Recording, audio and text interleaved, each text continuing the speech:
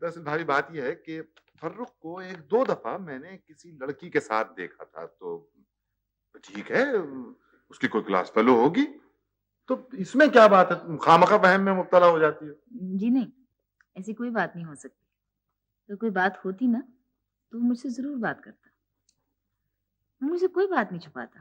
ہم ہر موضوع پر باتیں کرتے ہیں. السلام علیکم. السلام علیکم جی جان. السلام علیکم جی جان. آج آپ سنائیے آج کدھر سے راستہ بھول گئی؟ امی بھوک لگ رہی بڑی زور سے. اچھا آؤ دیکھو تم بیٹھ رہی ہیں چاچا جی سے باتیں کرو، میں تمہارے لیے کھانا لے کے آتی ہوں. God bless you. You are really great امی. اچھا مکھن نہیں لگاؤ زیادہ، یہ ناشتے کا وقت نہیں ہے. کیسے ہو بیٹے؟ آپ سنائیے آپ کا کیا حال ہے؟ سنے کچھ دن ہوئے آپ کی طبیعت کچھ. ہاں بیٹے یہ کمبخت گیس ہی پیچھا نہیں چھوڑتی، کبھی دل کو چڑھ جاتی کبھی دماغ کو چڑھ جاتی ہے. وہ تیرے علاج کروائے. چچا جان آپ انہیں کسی اچھے ہومیوپیتھ کو کیوں نہیں دکھاتے؟